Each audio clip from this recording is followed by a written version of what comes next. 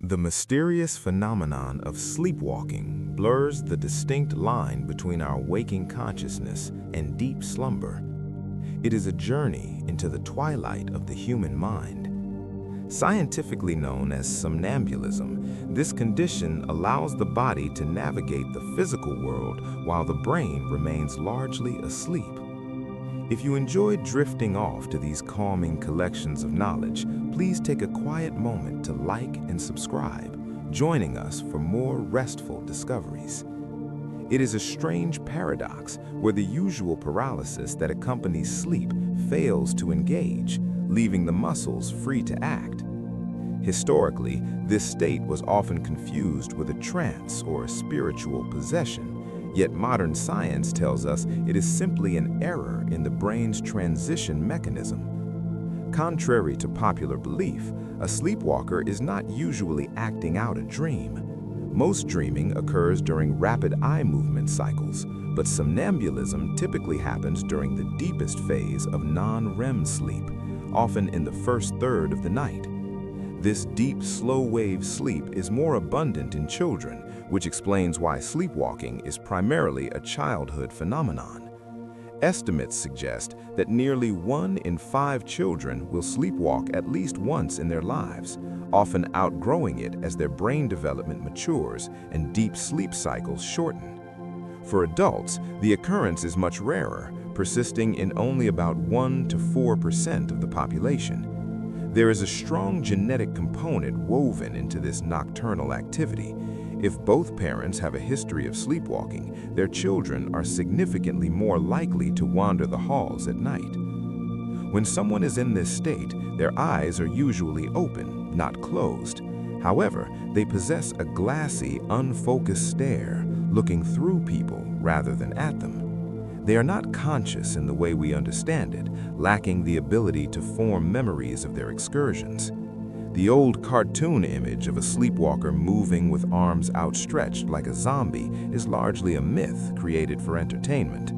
In reality, movements can be surprisingly coordinated, allowing individuals to dress, rearrange furniture, or even prepare simple meals, all while their conscious mind is completely deactivated.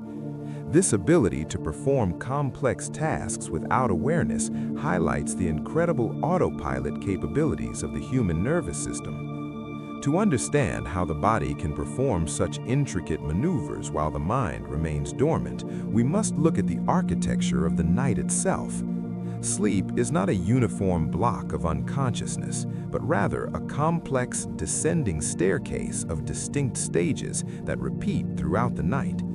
The most significant of these for the sleepwalker is the realm of non-rapid eye movement, or NREM sleep. Specifically, sleepwalking is almost exclusively a phenomenon of the deepest stage of NREM sleep, known as slow-wave sleep. During this profound phase, the brain produces high-amplitude delta waves, signifying a state of rest so deep that it can be incredibly difficult to wake someone up. It is a time for physical restoration, where the body repairs tissues and the immune system strengthens itself. Crucially, this deep slumber differs biologically from the vivid dreaming stage of REM sleep in one major way: muscle paralysis. When you are in REM sleep chasing a train or flying through clouds, nature installs a safety mechanism called muscle atonia, effectively unplugging your spinal cord from your muscles so you don't act out the dream. However, in the deep, slow-wave sleep where somnambulism occurs, this paralysis is absent. The muscles retain their tone and readiness to move, waiting only for a signal, even though the conscious mind is miles away in a deep void. This biological reality explains why sleepwalking typically happens in the first third of the night. The structure of our sleep cycles is front-loaded. We consume the vast majority of our deep, slow-wave sleep in the first few hours after drifting off.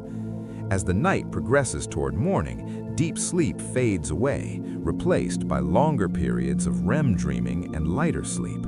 Therefore, a sleepwalker is rarely active just before the alarm goes off. They are most likely to roam when the night is young and the sleep pressure is heaviest. Scientists now view this behavior not necessarily as acting out a dream, but a disorder of arousal, a sort of glitch in the transition between states. It happens when something disturbs the deep sleep, triggering the brain to wake up, but the process fails to complete. The brain becomes trapped in a limbo, suspended between the deepest cavern of slumber and the surface of wakefulness. For decades, we thought of sleep as a global state, like a light switch where the whole brain is either on or off. But modern neuroscience suggests that sleep can be local, meaning different parts of the brain can be in different states simultaneously. In a sleepwalker, the primitive motor cortex and the limbic system, areas responsible for movement and emotional reaction, may jolt fully awake, ready to navigate the room. Meanwhile, the prefrontal cortex, the seat of logic, reason, and self-awareness, remains in a coma-like deep sleep. Have you ever been told you did something in your sleep that you have absolutely no memory of? Perhaps a conversation or a movement that seemed impossible? This split consciousness explains the blank, glassy-eyed expression often seen in sleepwalkers. The lights are on in the engine room, turning the gears of movement, but the captain is asleep at the wheel. Maintain a soft, slightly breathy, soothing tone, with small, natural pauses between sentence groups to encourage relaxation and sleep. This neurological contradiction creates a fascinating landscape where the brain is not simply turned on or off, but rather fragmented into islands of activity and inactivity. We often imagine sleep as a global shutdown, a power outage that affects the entire city of the mind. But in the case of sleepwalking, it is more like a rolling blackout where some neighborhoods remain brightly lit while others are plunged into darkness. The areas that remain remarkably active include the motor cortex, the strip of the brain responsible for planning and executing movement, as well as the cerebellum and the brainstem, which coordinate balance and basic physiological rhythms. This is why a sleepwalker can stand up, maintain their posture, and navigate a room with a certain degree of competence, effectively bypassing the sleep paralysis that usually keeps us anchored to our beds. However, the lights are completely out in the prefrontal cortex. This region, situated just behind your forehead, acts as the CEO of your brain. It is responsible for rational thought, judgment, impulse control, and self-awareness. In a somnambulistic state, this executive center remains in deep, slow-wave sleep. Because the rational supervisor is offline, the sleepwalker enters a state where logic is suspended and judgment is non-existent. The brain can generate complex movements, but it cannot evaluate the consequences of those movements or the absurdity of the situation. This explains why someone might feel a sudden urgent compulsion to fold laundry in the middle of the night or prepare a meal without turning on the stove, completely unable to process the illogical nature of these actions. Deep within the brain, the limbic system, our emotional control center, often flares to life during these episodes as well. The amygdala, which processes threats and fear, can trigger a fight or flight response even in the absence of any real danger. This activation creates a disconnect between the sleeper's internal drive and the external reality. They may perceive the bedroom not as a safe haven, but as a space filled with urgency, prompting them to flee or fight invisible adversaries. This is why sleepwalkers often appear agitated or fearful. Their primitive survival mode has been activated, yet the rational part of the brain that would usually say, "It's just a dream," is unavailable to calm them down. It is a gray zone of consciousness, a biological limbo where the mind is trapped between the basement of deep sleep and the penthouse of full wakefulness. In this twilight state, the brain attempts to make sense of the world using only its most primitive and habitual pathways. Because the complex analytical centers are dormant, the sleepwalker relies on procedural memory, the part of the brain that knows how to perform routine tasks without conscious thought. This is why the behaviors are often mundane and repetitive, like unlocking a door or dressing for work, rather than novel or creative. The result is a human being acting on autopilot, driven by a desire to act that is completely untethered from a rational understanding of their environment. Their eyes may be wide open, receiving light and images, but the visual cortex is not processing that information into a conscious experience. They are looking, but not seeing, moving, but not arriving. It prompts the question of what exactly the self is when the conscious mind is stripped away, leaving only the automated machinery of the body and the raw impulses of the emotional brain to navigate the night. Have you ever been told you did something complex while asleep, like having a conversation or answering a text that you had absolutely no memory of the next day? This peculiar dissociation creates scenarios where the internal narrative overrides the physical world. A window might be perceived as a door, or a loved one might be mistaken for a stranger because the brain is projecting a dreamlike logic onto the waking world. It is a survival mechanism gone awry, where the body is primed to react to a threat or a need that exists only within the neural firing of the sleeping mind, protected from the checks and balances of waking reason. This phenomenon places the somnambulist in a profound state of dissociation, a fascinating twilight zone where the mind is severed from its usual command center. While the body is animated and the motor cortex is fully engaged, allowing for movement and interaction with physical objects, the prefrontal cortex, the area of the brain responsible for decision-making, rationality, and self-awareness, remains in a deep, responsive slumber. It is a vessel navigating the open ocean with its engines running at full power, yet the captain is asleep at the wheel, unaware of the course being charted or the destination ahead. This biological disconnect explains the complete absence of metacognition during an episode. In our waking hours, we possess the ability to think about our own thoughts, to question the strange or impossible, and to verify reality.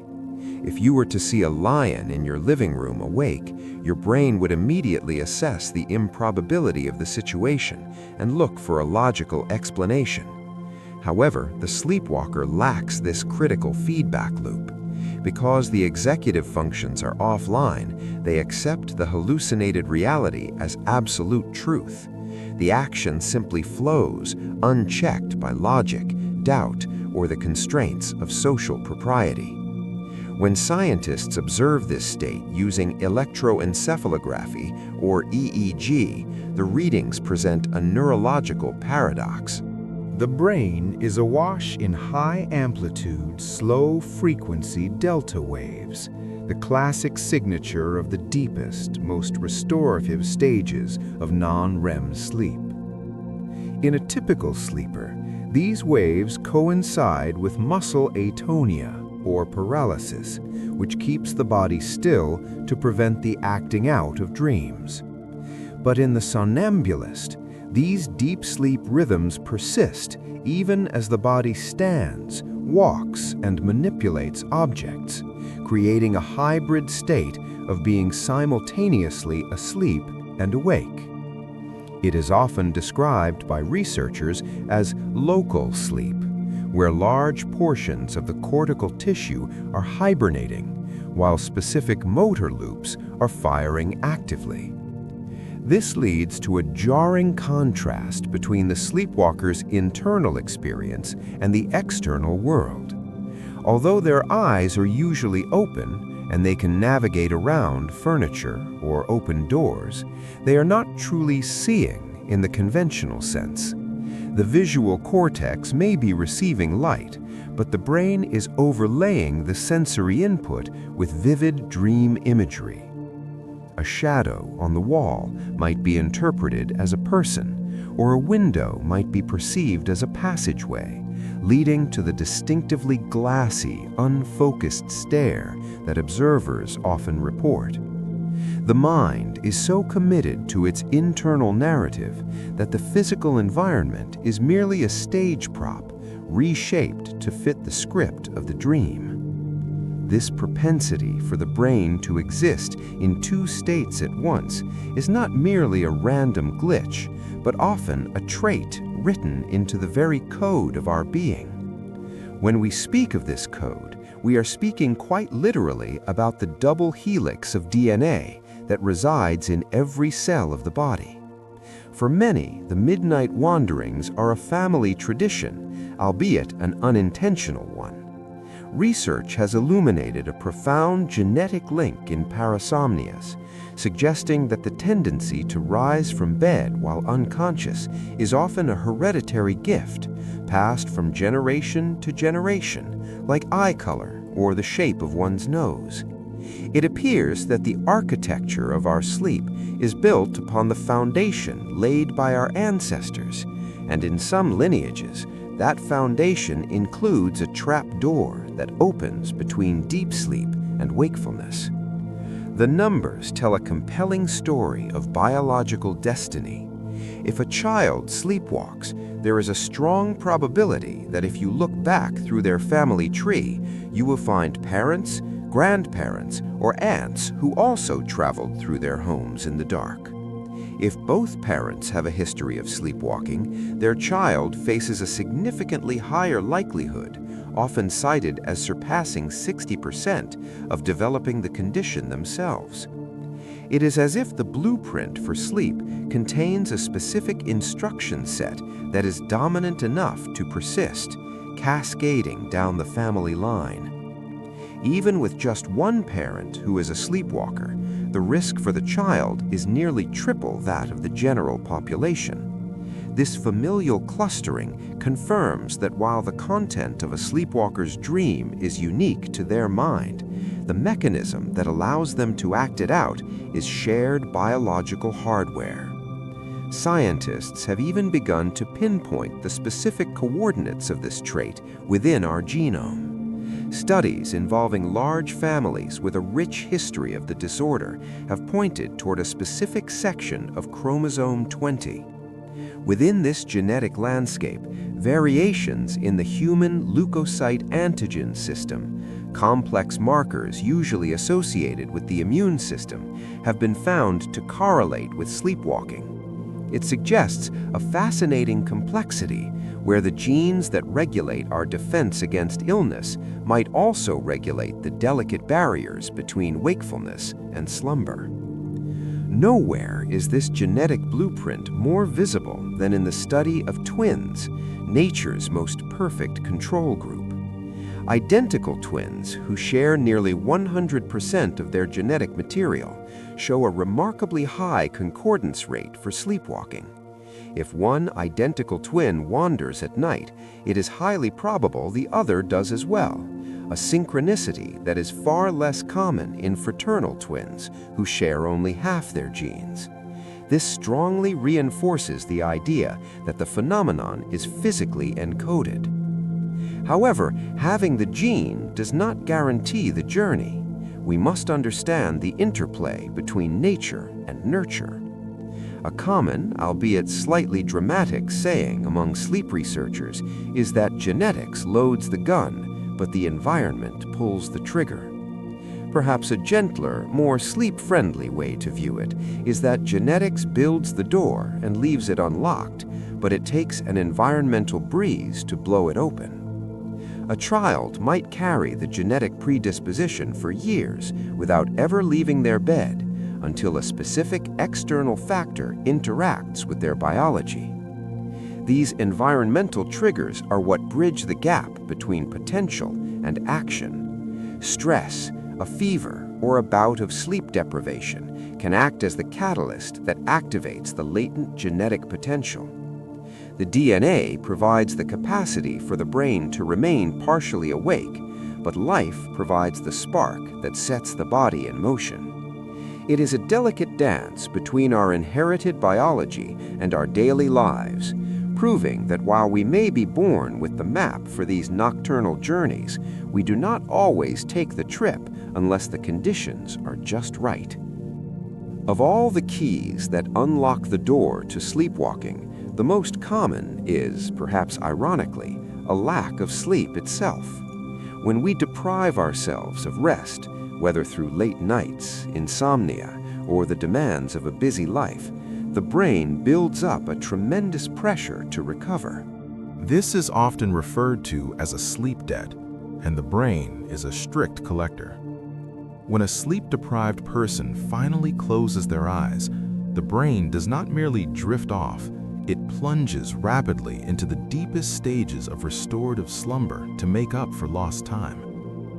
This phenomenon is known as sleep rebound. During a rebound, the intensity of slow-wave sleep is significantly amplified, creating a state of unconsciousness so profound that the transition back to wakefulness becomes difficult. It is within this ultra-deep, heavy slumber that the brain struggles to synchronize its systems. One part of the mind may attempt to rouse the body, perhaps in response to a noise or a dream, but the brain is so deeply entrenched in its recovery work that it fails to wake up completely. The result is a body that rises and moves while the consciousness remains buried under the heavy blanket of exhaustion. Stress and anxiety serve as powerful accomplices in this process. While physical exhaustion pulls the brain down into deep sleep, emotional tension keeps a part of the mind on high alert. It creates a state of fragmentation where the sleep is deep but brittle. High levels of daytime stress can increase the number of micro-arousals during the night, brief moments where the brain nears wakefulness without fully waking up. For a person prone to sleepwalking, these micro-arousals act as launch pads.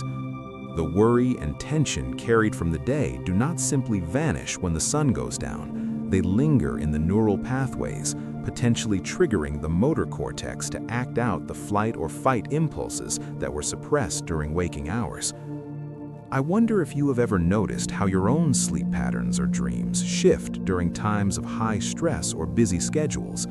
The mind has a fascinating, if sometimes disruptive, way of processing our daylight hours while we rest. Our internal biological clocks, or circadian rhythms, also play a crucial role in maintaining the stability of our sleep architecture. When these rhythms are disrupted, the risk of sleepwalking rises. This is why episodes are frequently observed in people who perform shift work or those suffering from jet lag. When we force the body to sleep at a time it believes it should be awake, or vice versa, the synchronization between the brain's sleep centers and the body's motor controls can become misaligned. The brain is confused by the conflicting signals of the environment and its own internal timekeeping, leading to those partial awakenings that characterize parasomnias. Internal disruptions are just as potent as external ones. For children, who are already the most prolific sleepwalkers, a simple fever can be the catalyst that sets them wandering. An elevated body temperature increases the amount of slow-wave sleep the brain generates, much like sleep deprivation does. The heat of a fever creates a more intense internal environment, deepening the slumber and making the dissociation between mind and body more likely. It is a testament to the complexity of the brain that something as simple as a temperature change or a missed night of rest can blur the rigid line between being asleep and being awake. Just as a fever can confuse the brain's internal thermostat, the introduction of external chemicals creates its own unique form of chaos within the sleeping mind. We often assume that pharmaceutical sleep aids act as a heavy, uniform blanket that smothers all neural activity, ensuring a night of stillness. Yet distinct classes of medications, particularly the non-benzodiazepine hypnotics, often prescribed for severe insomnia, can paradoxically unlock the very gates they are designed to bolt shut. These substances usually work by binding to specific receptors to induce rapid sedation, effectively shutting down the conscious executive center. However, in a fascinating physiological twist, they can sometimes leave the motor cortex strangely disinhibited. This chemical dissociation has led to some of the most complex and elaborate sleepwalking behaviors recorded in medical literature. There are documented accounts of individuals on these medications preparing full meals, rearranging furniture, or even attempting to drive, all while in a chemically induced blackout, utterly unaware of their nocturnal adventures until the evidence is discovered the next morning. While prescription aids are a potent trigger, a far more common household substance plays a significant role in fracturing our rest. While it may help the body drift off faster, its presence in the bloodstream wreaks havoc on the architecture of the night. Alcohol specifically increases the duration of slow-wave sleep in the first half of the night, creating an artificially deep slumber. As the body metabolizes the substance, this suppression lifts, leading to a phenomenon known as sleep fragmentation. The brain begins to jerk from this chemically altered deep state towards wakefulness, causing sudden, partial arousals. It is in these jagged transitions that the mind often gets stuck halfway, triggering an episode where the body moves while the consciousness remains buried under the heavy blanket of exhaustion. The list of chemical influences extends into the medicine cabinet in unexpected ways. Even common over-the-counter antihistamines, often taken to quell seasonal allergies, possess sedative properties that can disrupt natural sleep cycling in sensitive individuals. Similarly, medications designed to alter neurotransmitter levels, such as beta blockers for heart conditions or certain antidepressants, modify the delicate balance of serotonin and dopamine. Since these chemical messengers are responsible for regulating muscle tone during REM and NREM cycles, tampering with their levels can inadvertently signal the body to engage the muscles when they should be paralyzed. On the opposite end of the spectrum, we find the pervasive influence of stimulants. Caffeine, consumed too late in the day, does more than simply prevent sleep onset. It fundamentally degrades the stability of deep sleep. It acts like a low-level electrical hum in the background of the brain, creating a state of hyperarousal even after the eyes have closed. This tension causes the sleeper to experience frequent micro-arousals, preventing the brain from settling into a continuous rhythm. This fragility makes it far easier for an internal or external stimulus to trigger a confused, active state rather than a simple awakening. Whether induced by a prescription, a drink, or a stimulant, these chemical keys unlock doors that should remain closed, yet the physical world around us holds its own sway over our nightly journeys. While the internal chemistry of the brain sets the potential for these episodes, the physical environment often provides the spark that ignites them. Our sleeping quarters are rarely the silent, pitch-black voids that our biology craves. The modern bedroom is filled with variables, and for the predisposed individual, noises are not merely annoyances, they are catalysts. When a loud noise, such as a passing siren, a sudden crack of thunder, or even the rhythmic disruption of a partner snoring, penetrates the sensory barrier, it attempts to pull the sleeper toward wakefulness. However, in those prone to parasomnias, the pull is not always strong enough to clear the fog of delta waves. Instead of waking up fully to investigate the noise, the individual is jolted into that confused, intermediate state where the body becomes active while the conscious mind remains dormant. Temperature plays a surprisingly critical role in this delicate balance as well. We know that the body's core temperature naturally drops to facilitate deep sleep, a process known as thermoregulation. If a room is stiflingly hot or uncomfortably stuffy, the body struggles to maintain that deep, restorative state. This struggle leads to sleep fragmentation, micro-awakenings that occur throughout the night. Every time the brain is forced to surface from the depths of slow-wave sleep to adjust the blankets or seek a cooler patch of pillow, there is a risk of getting stuck in the transition. It creates a doorway that remains slightly ajar, inviting the sleepwalker to step through. Light pollution adds another layer of complexity to the environment. The intrusion of streetlights bleeding through thin curtains, or even the standby LEDs of electronic devices, can suppress melatonin just enough to lighten the stages of sleep, making the brain more susceptible to these mixed states. This sensitivity to the environment explains why episodes often occur when we travel.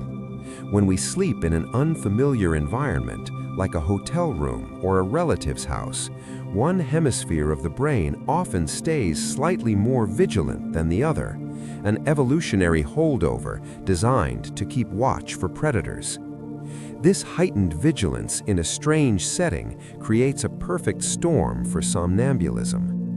It creates a curious phenomenon where the geography of our dreams overlays the geography of the room. It brings to mind the disorientation we have all felt at some point. I wonder, do you have a specific early memory of this confusion? Perhaps you recall falling asleep in the back seat of a car or on the living room rug, only to wake up the next morning tucked into your own bed with no memory of the journey. Or maybe you have woken up in a completely unexpected place? Feel free to share those moments of morning mystery in the comments, as they often mirror the disorientation a sleepwalker feels, though on a much smaller scale. This disorientation highlights a fascinating aspect of the sleepwalking experience, the sensory input. When a sleepwalker navigates a room, they are not moving blindly. Their eyes are often wide open, processing visual information, yet the interpretation of that data is fundamentally altered by the dreaming mind. This distinct mental state creates a specific physical appearance that is almost universally recognized by those who witness it. If you were to encounter a sleepwalker, the first thing you would likely notice is the eyes. Contrary to the old cartoons and comedy tropes, where a sleepwalker drifts through the house with eyes shut tight and arms outstretched like a mummy, the reality is that their eyes are almost always wide open. However, they possess a glassy, unfocused quality, a blank stare that seems to look right through you rather than at you. This phenomenon occurs because while the eyes are physically open and capturing light, the brain behind them is not fully engaged in processing what it sees. The pupils are often dilated, letting in more light than necessary, which contributes to that distant, vacant expression that can be so unsettling to an observer. The visual cortex is active enough to detect shapes, depth, and movement, allowing the person to navigate around furniture or walk through a doorway without crashing. They do not need to hold their hands out to feel for walls because they can see the walls perfectly well. Yet the higher cognitive functions that provide context, identity, and recognition remain deeply asleep. It is a form of functional sight without comprehension, where the raw data of the room is received, but the meaning is lost. A sleepwalker sees a chair not as a specific piece of furniture they chose for the living room, but merely as a geometric obstacle to be bypassed. This explains the face of a spouse or parent standing directly in front of them. The part of the brain responsible for facial recognition and emotional connection is dormant, leaving only the most primitive navigation systems online. This sensory disconnection extends to the sense of hearing as well.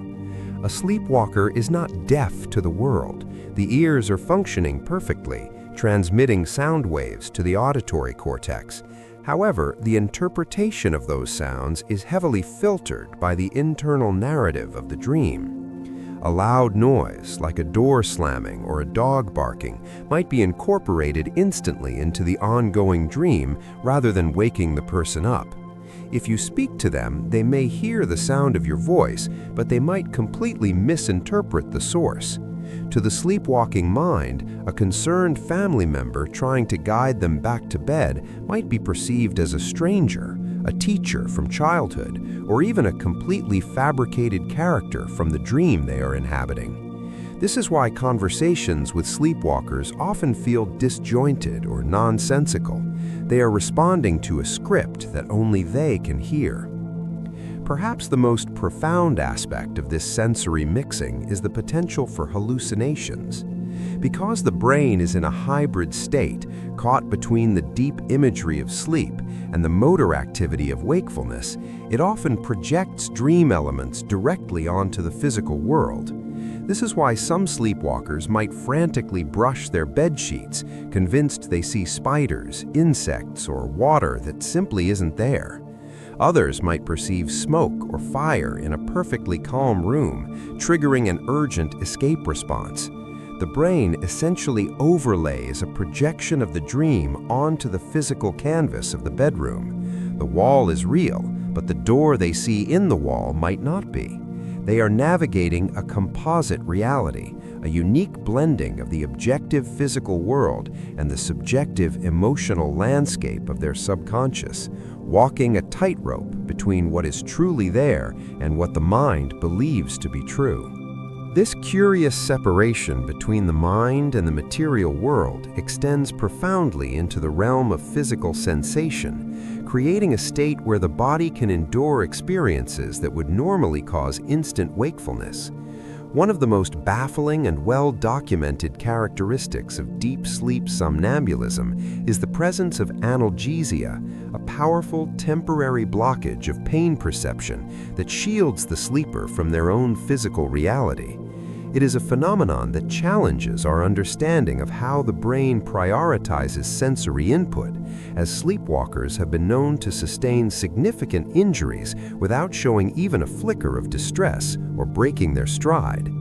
There are numerous medical accounts of individuals stepping on sharp objects, bumping into furniture with considerable force, or even suffering broken bones, all while continuing their nocturnal journey as if nothing unusual had occurred. In this state, they do not cry out, they do not limp, and they certainly do not wake up to inspect the damage. It is often only the next morning when they discover a bruise, a cut, or a bandage applied by a worried family member that they realize something happened at all. The pain returns only when the conscious mind reclaims the body, leaving the waking self bewildered by the physical evidence of a night they cannot remember. This suggests that during slow-wave sleep, the neural pathways that typically relay urgent pain signals to the conscious awareness are heavily dampened or effectively disconnected. It is as if the brain is so committed to the internal drive of the sleep cycle that it prioritizes the continuity of the state over the safety of the vessel, suppressing the alarm bells that would normally ring out to protect us.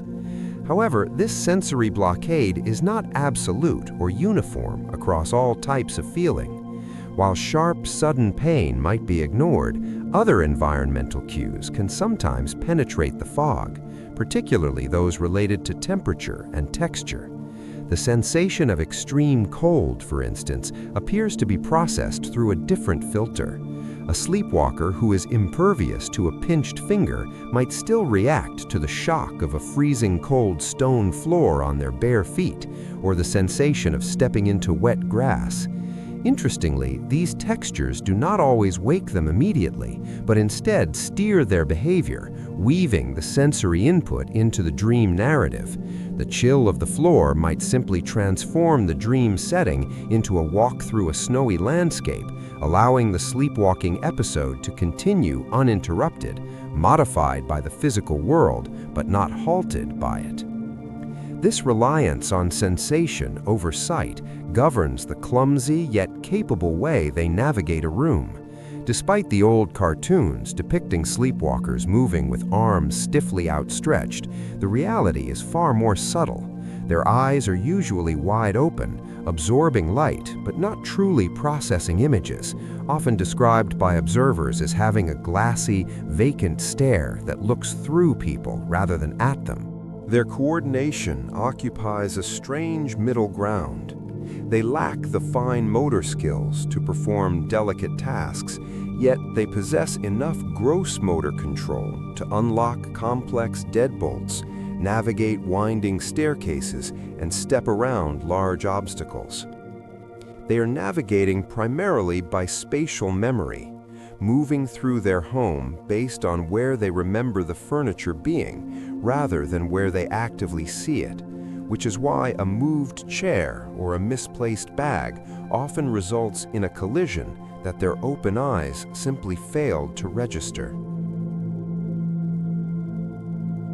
Perhaps the most baffling aspect of these nocturnal journeys is the almost universal absence of memory attached to them. When a person navigates their home by that internal map we just discussed, stepping around the furniture they know by heart, they are doing so in a kind of mental vacuum. Upon waking the next morning, there is rarely any recollection of the event. The misplaced chair, the open front door, or the inexplicable bruise on a shin are the only evidence that anything out of the ordinary occurred. This erasure of experience happens because of the specific neurological state of the brain during slow-wave sleep. We must look to the hippocampus, that small seahorse-shaped structure deep within the temporal lobe, which acts as the brain's archivist. Its primary job is to encode episodic memories, writing the autobiography of our waking lives into long-term storage. However, during the deep, restorative delta wave sleep, where somnambulism typically occurs, the hippocampus is essentially offline. It is in a state of low activation, functionally disconnected from the rest of the cortex. You might think of it as a video camera where the lens cap is off, the scene is lit, and the actors are moving, but the record button was never pressed. The eyes see and the body moves, but the scribe who usually writes down our history has left the room. This physiological disconnect results in what sleep scientists call total amnesia. For the vast majority of sleepwalkers, and almost exclusively for children, the night's adventures are completely deleted. The brain is simply not creating a file for the event. However, the phenomenon is not always black and white. While total amnesia is the standard, some adults report what is known as fragmentary recall. This is not a clear, linear memory of walking or talking, but rather a vague sensory impression that lingers like smoke. A sleepwalker might wake up with a fleeting sensation of fear, a feeling of cold air, or a single static image, perhaps the sight of a doorknob or a window, without understanding the context. It feels less like a memory of an action and more like the fading tale of a dream that dissolves the moment one tries to examine it. This lack of continuity creates a profound sense of disorientation if the sleepwalker happens to wake up mid-excursion. Imagine the confusion of the conscious mind snapping back into focus, fully expecting the warmth of a pillow and the darkness of a bedroom, only to find oneself standing in a bright kitchen, or worse, outside on a lawn. This state is often referred to as confusional arousal. Because the brain is being ripped from the deepest, most solidified stage of sleep directly into wakefulness, bypassing the lighter stages that usually bridge the gap, the result is a period of intense mental fog. The sleeper may look around the room, unable to recognize their own furniture or comprehend how they arrived there, as their logic centers struggle to come online. Yet, despite this mental absence, the body is capable of performing actions far more intricate than simple walking, leading us to examine just how sophisticated these unconscious behaviors can become. Among the most fascinating and prevalent of these sophisticated actions is a condition scientifically known as sleep-related eating disorder, or SRED. It represents a peculiar intersection between our fundamental drive for sustenance and the complete cognitive oblivion of deep sleep. While many of us might occasionally wake up fully conscious to fetch a glass of water or a light midnight snack, the sleepwalker experiencing this specific disorder operates under a compulsive, almost primitive urge to consume that is entirely involuntary. This is not a conscious decision to alleviate a rumbling stomach, but rather a biological override where the sleeping brain seeks out immediate, high-density energy sources without the sleeper's awareness or consent. The menu selected by a sleeping mind is rarely balanced, sensible, or restrained.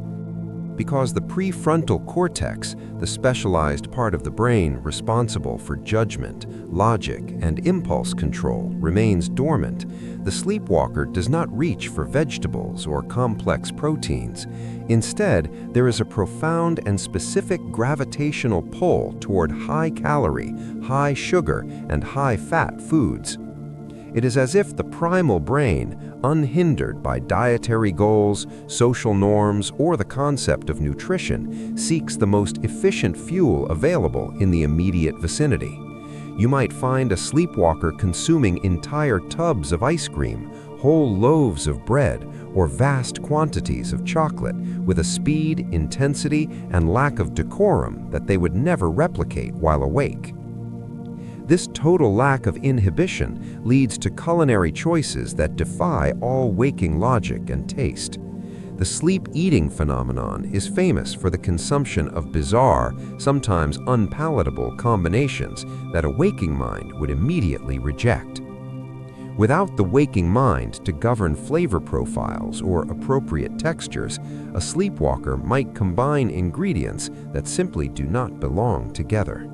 There are documented accounts of individuals constructing sandwiches filled with thick layers of butter and granulated sugar, dipping dill pickles into chocolate sauce, or pouring orange juice over cereal. The barrier between a finished meal and a raw ingredient dissolves completely, leading some to eat entirely frozen pizzas without cooking them, chewing through the cold, hard dough, or to consume distinct ingredients like raw flour, dry pasta, or sticks of margarine straight from the wrapper. In some instances, the sleeping mind struggles to differentiate between edible and non-edible items entirely, leading to the consumption of things like coffee grounds or eggshells, which suggests that the sensory feedback loop regarding taste and texture is significantly altered or ignored during the episode. Perhaps even more remarkable than what is eaten, however, is the process of preparation. One might assume a sleepwalker would simply grab what is easily accessible on the counter, yet the motor skills retained during these episodes allow for surprisingly complex, sequential tasks. Sleepwalkers have been known to navigate the kitchen, light gas burners, turn on ovens, boil water, and chop vegetables with sharp knives, all while technically asleep.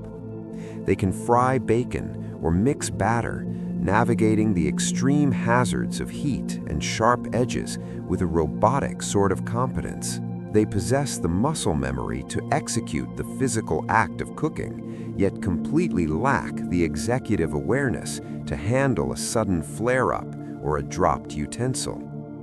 The cycle usually ends as mysteriously as it began, with the sleepwalker returning to bed and drifting back into a standard sleep cycle, leaving the chaotic evidence of their nocturnal feast behind. The confusion arrives with the morning light as they wake up with no memory of the event, feeling an inexplicable fullness or nausea, only to discover a kitchen filled with dirty pans and empty wrappers, realizing they have consumed a full meal without ever tasting a single bite. If finding the remnants of a midnight snack is disorienting, the phenomenon of sleep driving represents perhaps the most baffling and high-stakes capability of the sleeping brain. It seems nearly impossible that a person could navigate a complex machine while chemically and cognitively unconscious. Yet the archives of sleep medicine contain numerous documented accounts of individuals leaving their beds, locating their keys, and successfully operating an automobile. This specific behavior highlights the immense underlying power of procedural memory, often referred to as muscle memory. For an experienced driver, the physical act of driving, shifting gears, using turn signals, applying pressure to the brake, and steering, has been repeated so many thousands of times that it resides deep within the brain's automatic processing centers, such as the basal ganglia. These motor sequences become independent of conscious thought, allowing the sleepwalker to execute a deeply ingrained script, much like walking, but involving a vehicle moving at high speeds. The sleepwalker is not making active, rational decisions to drive. Rather, they are engaging an autopilot system while the pilot is absent. While their eyes are technically open, the visual processing required for safe navigation is severely compromised. Experts suggest that sleep drivers likely suffer from extreme tunnel vision. They might perceive the illuminated road directly ahead, allowing them to stay relatively within lane markers, but they lack the peripheral awareness necessary to spot a pedestrian stepping off a curb, an animal crossing the street, or a car merging from the side. Their reaction times are dangerously slowed, operating on a significant neurological lag that makes defensive driving impossible. They are effectively piloting a vessel through a world they can only half perceive, guided by a sensory system that is running on basic input, while the higher executive functions of the brain, the parts responsible for judgment, caution, and complex decision-making, remain dormant. The distances covered during these episodes can be staggering. We are not simply speaking of backing out of a driveway and bumping into a mailbox, though that certainly occurs. There are records of people driving 10, 20, or even 30 miles on major highways while fast asleep. In some instances, individuals have driven to the homes of relatives they haven't visited in years, or embarked on their daily commute to work in the middle of the night, sometimes wearing nothing but pajamas or less. The brain seems to latch on to a familiar destination, a deep-seated homing beacon, and simply follows the route stored in long-term memory. The danger, naturally, is profound, not just for the sleeper, but for everyone on the road. A sleep driver may obey a stop sign one moment and drift seamlessly through a red light the next. They often drive at erratic speeds, either dangerously slow or inconsistently fast, frequently drawing the attention of law enforcement. The awakening is often traumatic and deeply confusing. Imagine the sheer cognitive dissonance of snapping back to consciousness, not in the safety of your bedroom, but seeing flashing blue lights in the rearview mirror, or realizing you're parked on a desolate highway in a different county with no memory of how you arrived there. It serves as a stark, somewhat frightening reminder of how distinct our conscious self is from the automatic machinery that keeps us moving, proving that the body is capable of navigating the complex world even when the mind has completely clocked out for the night. This automatic machinery extends well beyond the high-stakes environment of the highway and often settles comfortably into the domestic sphere, manifesting in a phenomenon researchers sometimes refer to as sleep tidying. It is remarkably common for sleepwalkers to engage in repetitive household chores, driven by a brain that seems unable to completely clock out from the day's to-do list. You might wake up to find that the laundry you left in the basket has been neatly folded and stacked on the sofa, or that the dishwasher has been unloaded with surprising precision, despite the fact that you have no memory of lifting a finger. This behavior highlights how deeply ingrained our daily habits truly are. The neural pathways responsible for these repetitive tasks, folding, stacking, wiping, are so well worn that they require almost no conscious oversight to execute. The brain simply slips into a familiar groove, looping through the motions of maintenance even while the conscious mind is miles away in a dream. It appears that when the brain enters this state of dissociation, it gravitates toward the familiar, which explains why sleepwalkers rarely do something entirely new, like learning a complex skill, but they will readily rearrange the living room furniture. There are numerous accounts of families waking up to find the dining table pushed against the wall or the chairs stacked in a corner, moved by a sleeper who felt a sudden, inexplicable urge to reorganize their environment. The physical strength required to move a sofa is accessible, yet the logical reasoning for why the sofa needs to be in the kitchen is entirely absent. Getting dressed is another routine that frequently triggers this automatic pilot.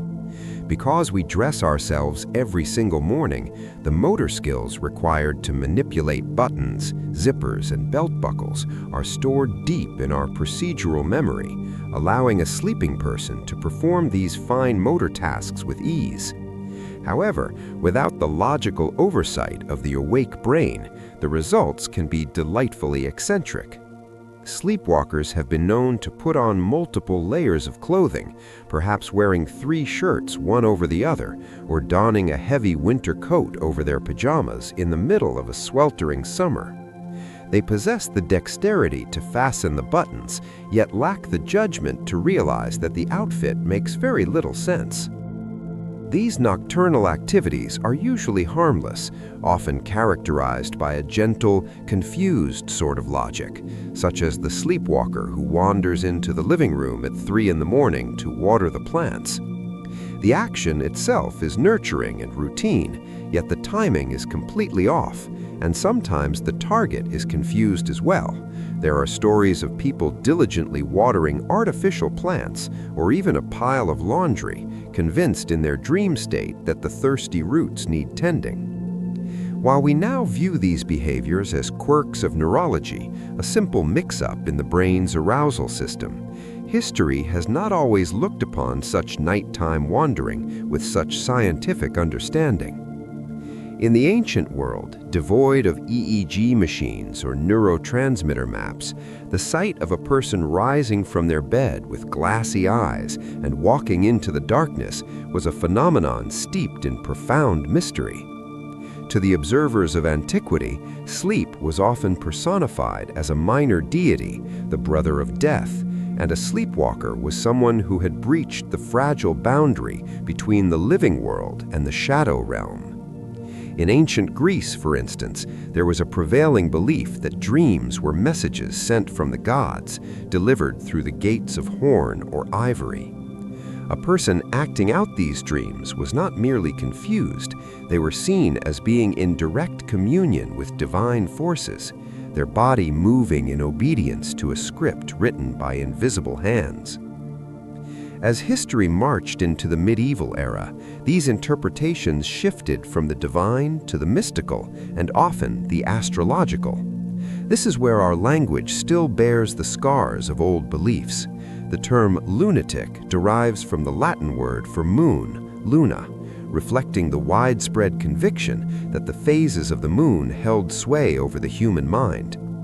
It was thought that the moist, cool light of a full moon could overstimulate the brain, dragging a sleeping person from their bed just as the moon drags the tides across the ocean. A sleepwalker was, in this view, literally moonstruck, pulled by the celestial gravity of the night sky into dangerous situations, yet strangely protected by that same influence.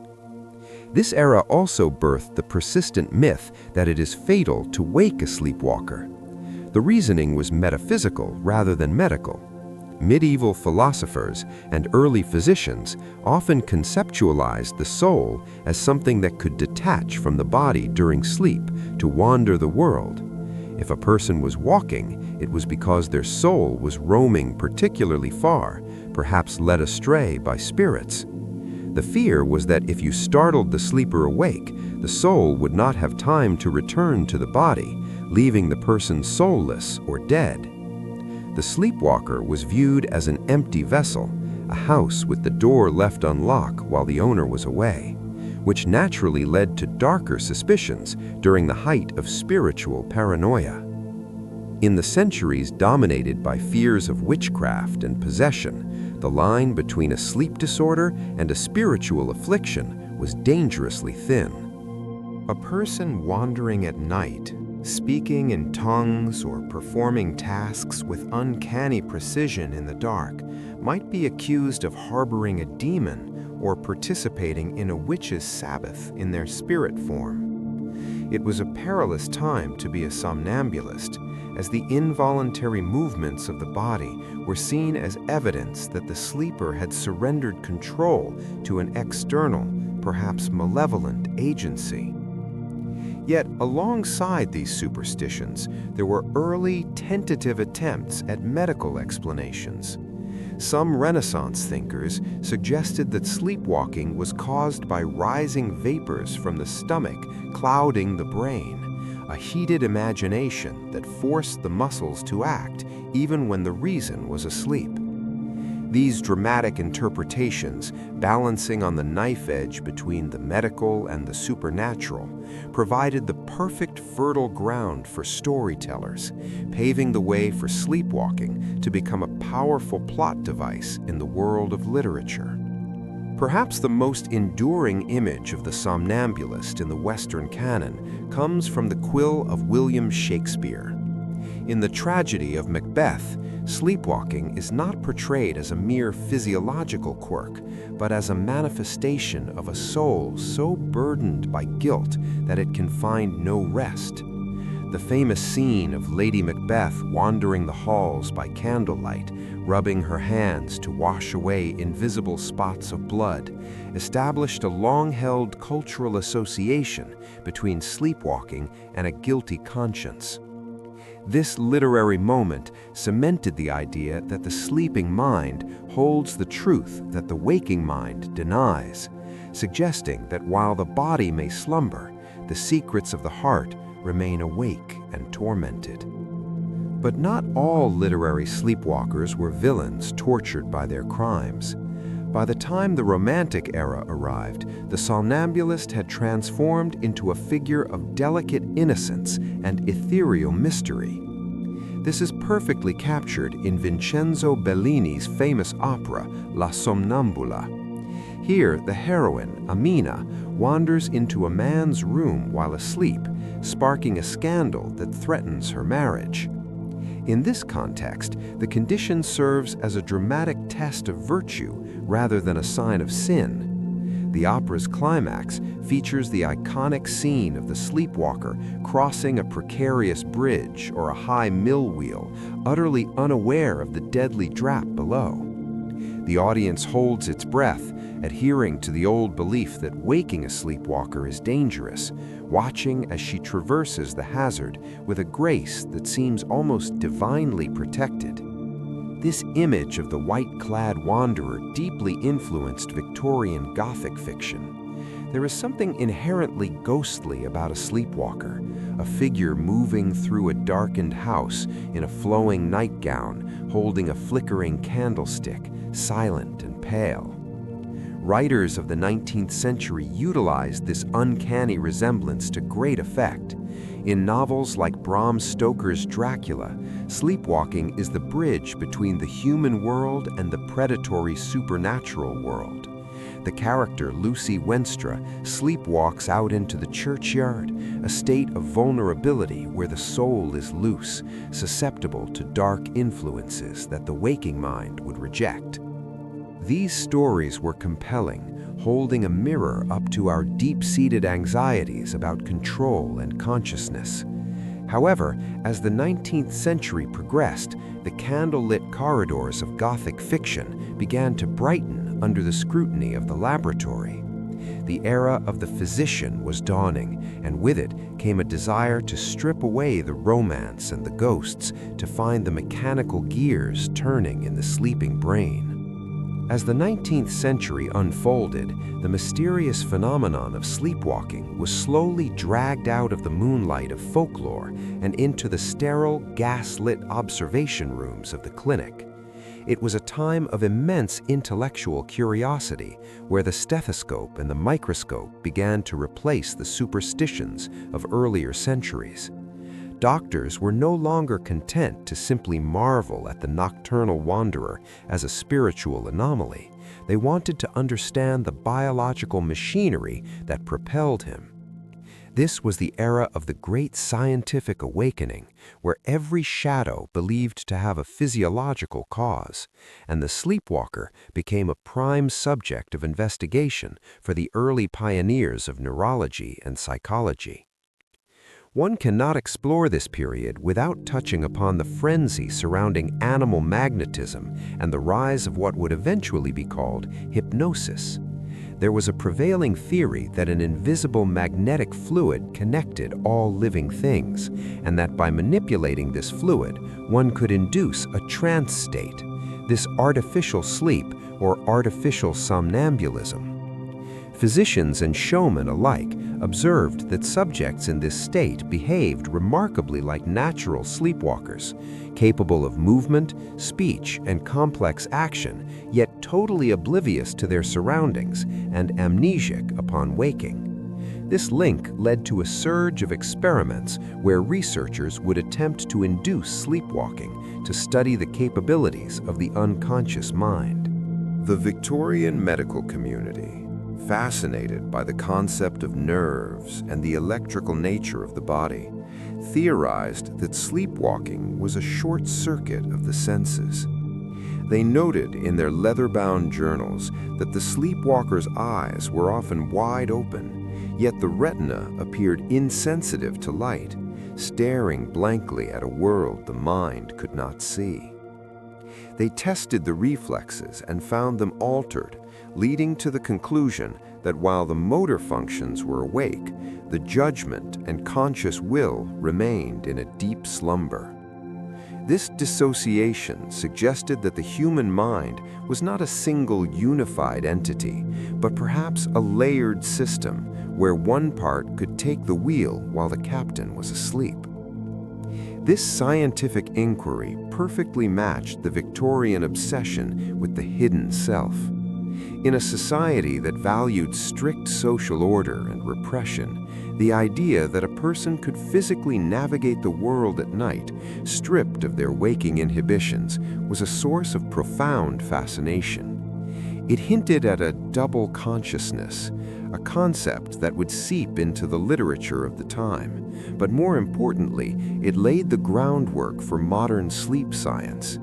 It shifted the narrative from external possession to internal mechanism.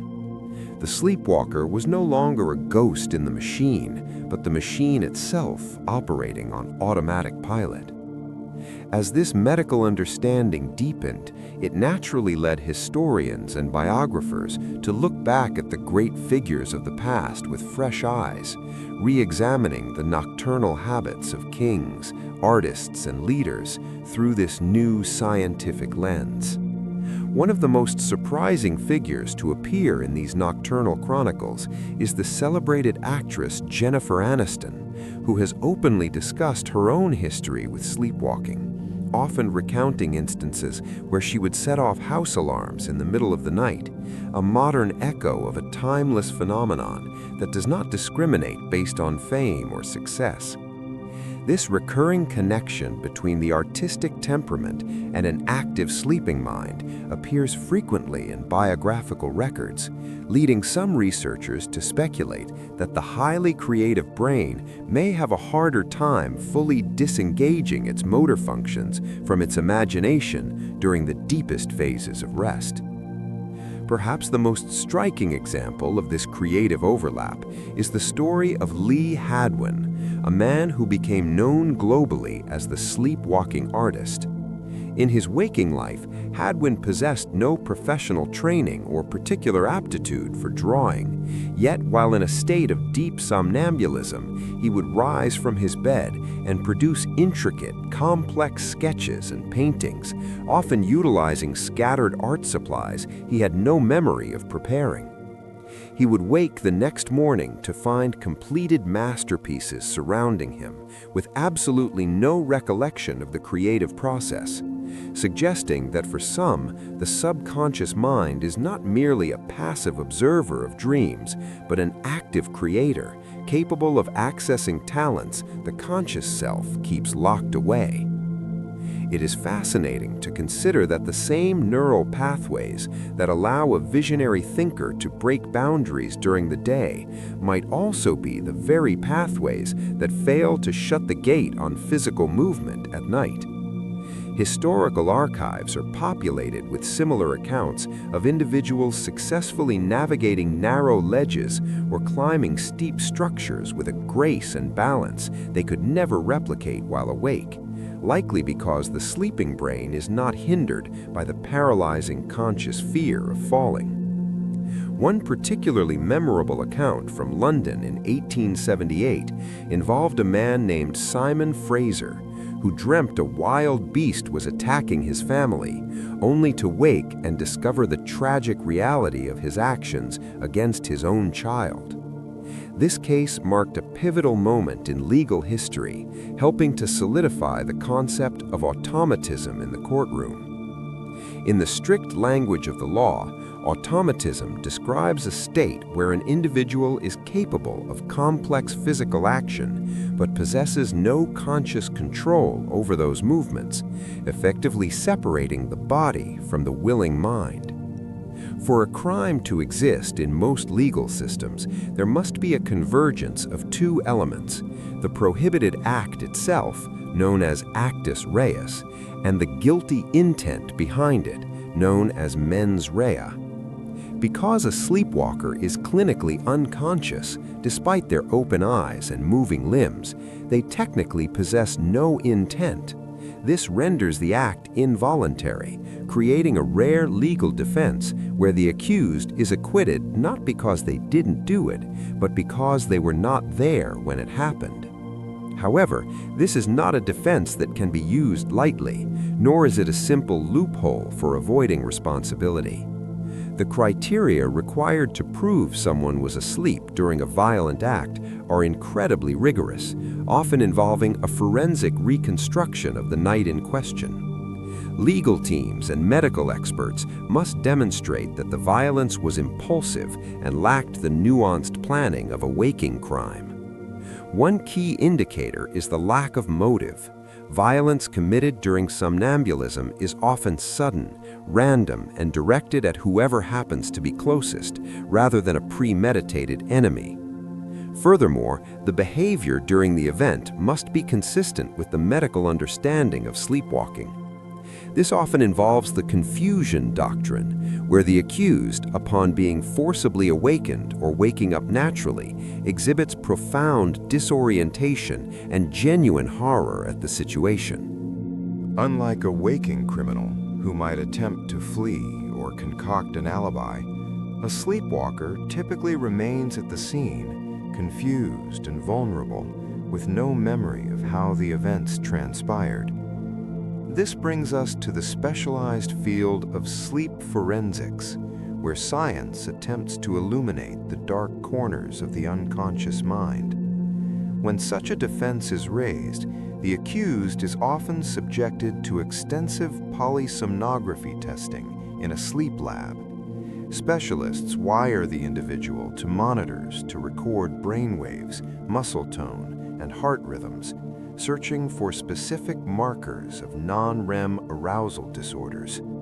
They look for a neurological signature that proves the person's brain is prone to confusional arousals, a state where the primitive motor centers of the brain activate while the higher reasoning centers remain in deep delta wave sleep. The forensic analysis also looks for what is absent: The sleeping brain, while capable of walking, driving, or even cooking, struggles with complex multi-step deception. Therefore, an individual who attempts to clean up a crime scene, hide a weapon, or fabricate a story is generally assumed to have been awake. These actions require executive planning and a realization of guilt, cognitive functions that reside in the prefrontal cortex, which is metabolically inactive during deep sleep. Ultimately, these cases force the legal system to grapple with the uncomfortable biological reality of local sleep, where parts of the brain are awake while others slumber. It is difficult to determine, months after the fact, exactly which neurons were firing at the moment of the incident. We cannot replay the dream. We can only analyze the tragic shadows it left behind. This ambiguity makes sleepwalking cases some of the most complex and emotionally charged proceedings in criminal law, balancing the need for public safety with the recognition that the sleeping self can be a stranger to the waking self. Perhaps the most significant of these cases, the one that rewrote the textbooks on sleep science in the courtroom, took place near Toronto in 1987. It involved a man named Ken Parks, a 23-year-old who, under the immense pressure of financial strain and severe insomnia, fell asleep on his sofa, only to rise in a state of deep non-REM parasomnia. In this profound state of unconsciousness, he exited his residence, got behind the wheel of his car, and drove 14 miles through traffic, navigating turns and intersections with mechanical precision, eventually arriving at the home of his in-laws. The tragedy that ensued resulted in a violent loss of life, yet what captivated the legal and medical world was Parks's behavior immediately afterward. He drove himself to a nearby police station, confused and distressed, and surrendered to officers, stating that he thought he had killed someone, appearing genuinely horrified as his consciousness began to filter back into reality. During the subsequent trial, experts in sleep medicine testified that Parks possessed a documented history of complex sleepwalking, a trait shared by other members of his family. His medical evaluations revealed highly irregular brain activity, indicating that his mind could transition almost instantly from wakefulness to deep, slow-wave sleep, bypassing the usual stages. The jury was faced with a difficult and terrifying question. Can a person drive a car and commit a complex act of violence while technically asleep? The defense argued non-insane automatism, a legal term meaning the body acted without the mind's direction or intent. Because he had no apparent motive, maintaining a close and loving relationship with his in-laws, and because the science supported the diagnosis of a sleep disorder, he was acquitted. The Supreme Court of Canada later upheld this decision, cementing the legal precedent that a sleeping mind cannot form criminal intent, no matter how complex the body's actions might appear. However, the legal defense of somnambulism is rarely successful, largely because it requires a suspension of disbelief that many juries simply cannot bridge. We see this sharp contrast in the case of Scott Fallater in Arizona, which occurred a decade later. Like Parks, he claimed to be asleep during a violent altercation with his wife. But unlike Parks, Fallater's actions appeared methodically complex and self-preserving. He was observed gathering tools, changing his soiled clothes, and hiding evidence in his vehicle before emergency services arrived. Prosecution experts argued that while sleepwalkers can indeed perform learned repetitive tasks, the specific act of concealment, hiding what one has done, suggests a level of executive functioning, planning, and moral awareness that is chemically incompatible with the sleep state. The jury agreed, finding it impossible to reconcile the calculated nature of hiding evidence with the aimless confusion typically seen in a sleepwalker, leading to a conviction. These cases highlight the extreme skepticism that naturally surrounds the phenomenon in a legal setting. Historically, this skepticism dates back to the mid-19th century with the case of Albert Terrell, the first in the United States where a lawyer successfully used sleepwalking as a defense for murder, arguing that his client's chronic history of somnambulism meant he could not be held responsible for actions taken in a dream state. While Terrell was acquitted, the public remained wary, often viewing the defense as a clever fabrication rather than a medical reality.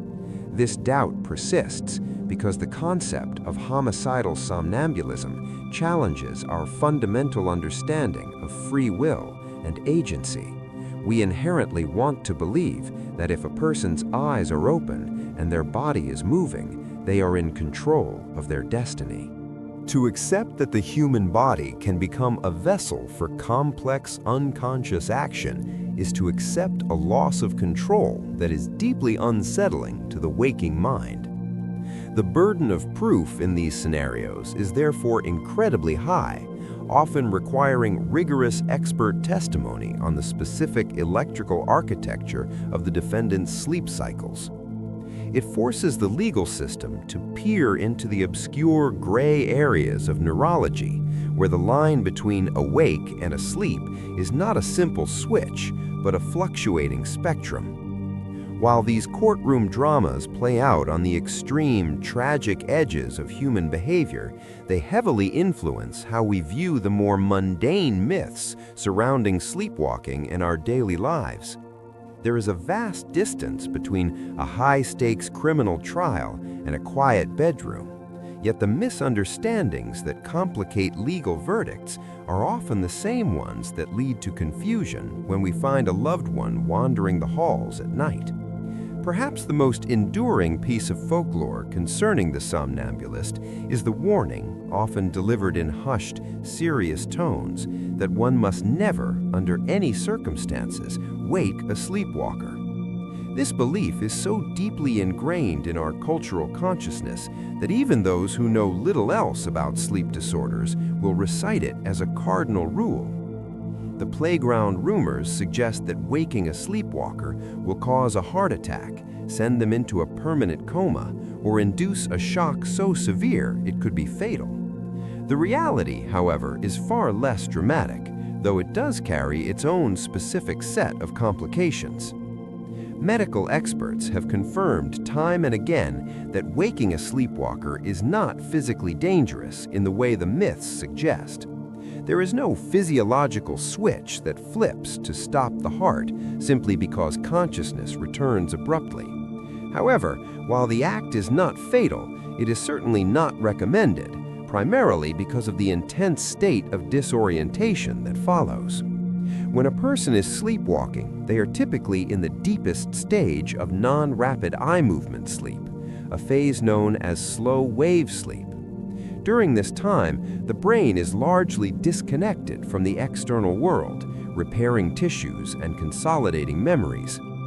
To be ripped violently from this deep physiological state results in a phenomenon known as severe sleep inertia.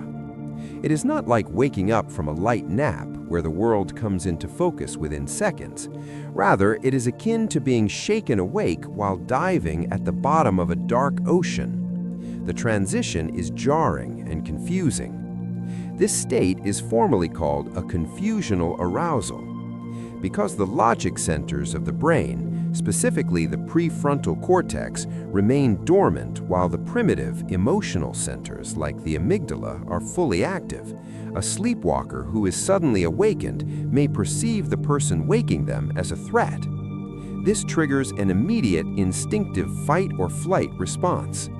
The danger, therefore, is not that the sleepwalker will die of shock, but that they might accidentally lash out in self-defense against what their confused brain perceives as an attacker. This is why the old superstition persists. The reaction can be violent and unpredictable. reinforcing the idea that something terrible happens when the seal of sleep is broken. Looking back further into history, this fear was rooted in the spiritual belief that the soul left the body during sleep to wander the world. The ancients feared that if the body were awakened too suddenly while the spirit was away, the soul would not have time to return, leaving the person as a soulless husk. While we now know the soul remains firmly attached, the practical advice remains similar: avoid the shock. The most effective and compassionate method for handling a sleepwalker is not to wake them at all, but to gently guide them. Sleepwalkers are often highly suggestible. By approaching them calmly, avoiding sudden touches, and using a soft, low voice to suggest they return to bed, you can often steer them without breaking their trance. You simply take them by the elbow, with the gentle firmness one might use to guide a child, and turn them toward safety. Most of the time, they will comply, returning to their pillows and continuing their night's rest without ever realizing they left it, saving both them and you from the chaos of a startled awakening. If you were to look out the window while guiding that sleepwalker back to bed, you might instinctively check the sky for a full moon. For centuries, folklore has insisted that the bright, silver disk hanging in the night sky is the puppeteer of the sleepwalker, pulling them from their beds just as it pulls the tides across the ocean. The association is so strong that the very word lunacy derives from luna, the Latin word for moon, reflecting an ancient belief that lunar phases could trigger temporary madness or strange nocturnal behaviors. It's a romantic notion, imagining that we are biologically tethered to the celestial bodies above us. But when we turn the lens of modern science upon this theory, the picture becomes more nuanced. Researchers have spent decades trying to substantiate the claim that the full moon triggers sleepwalking. In a highly cited study from the University of Basel in Switzerland, scientists analyzed the sleep patterns of over 30 volunteers in a strictly controlled laboratory environment where neither the participants nor the researchers were thinking about the moon at the time. The data revealed that around the full moon, brain activity related to deep delta wave sleep dropped by 30%. Furthermore, it took these participants 5 minutes longer to fall asleep, and they slept for 20 minutes less overall. This suggests that humans may possess a vestigial circalunar clock, a rhythmic sensitivity to the lunar cycle that operates even when we are shielded from the sky. However, while the moon might make our sleep slightly lighter or more fragmented, there is no conclusive evidence that it specifically causes the complex motor acts of sleepwalking. So why does the myth persist with such tenacity?